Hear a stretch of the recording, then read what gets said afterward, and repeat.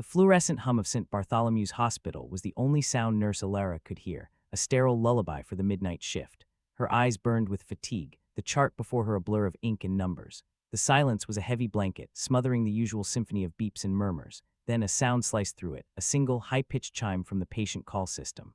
Alara blinked, her gaze snapping to the monitor. A small, pulsing red dot glowed beside room 312. A cold, irrational dread trickled down her spine. Room 312 had been vacant and locked for 7 months, ever since Mr. Allard had passed quietly in his sleep. The administrative order to seal it still stood, the key stored away. It had to be a system glitch, a phantom signal from a faulty wire. She dismissed the alert, her finger stabbing the clear button. The dot vanished. She returned to her charts, but the silence now felt watchful.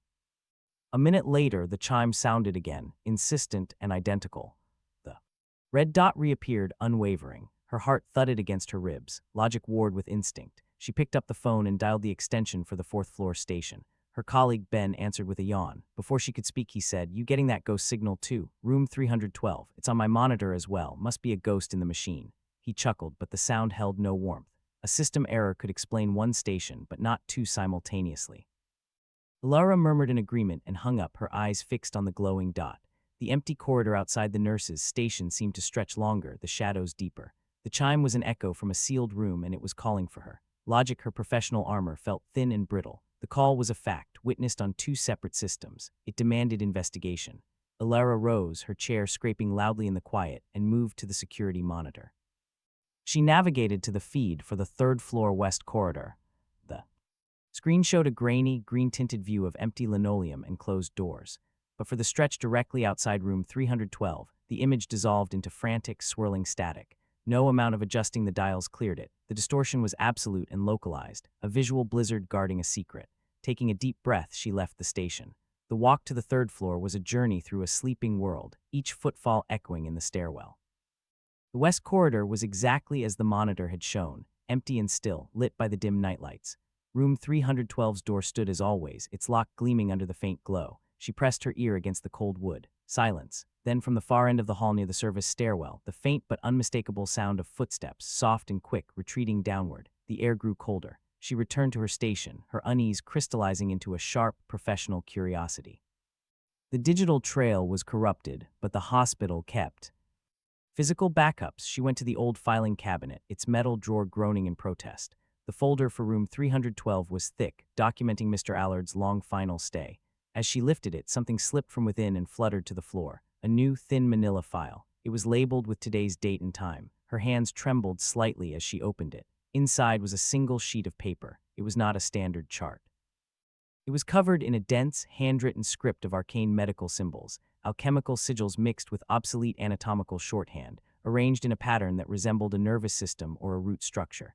It was wholly indecipherable, a language of madness or medicine from another age. The ink looked fresh. Before she could process this impossibility, the familiar, piercing chime erupted from the system again.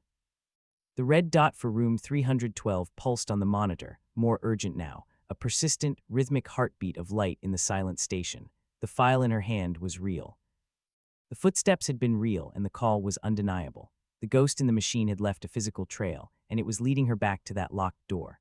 The master key felt like ice in Alara's palm, a stolen weight. The logical part of her mind had finally been overruled by a deeper, more terrifying compulsion. The call was a summons, and the trail of shadows demanded an answer. The 3rd-floor corridor was a tunnel of silence as she approached room 312, her footsteps muffled by dread. She expected resistance, the scrape of a stubborn lock, but when her trembling hand touched the handle, it turned with a smooth, silent click. The door was already unlocked. A wave of frigid air washed over her as she stepped inside, so cold it stole her breath. The room was pristine, the bed neatly made with tight military corners, the surfaces dust-free. It was a perfect, sterile diorama of vacancy, yet the air thrummed with a silent pressure. On the wall beside the immaculate bed, the patient. Call button glowed with a soft, persistent amber light. Her training propelled her forward, one leaden step after another, toward that small, illuminated square. As she neared, the shadows in the room's corners seemed to deepen and stir, not from any external light source, but from within themselves.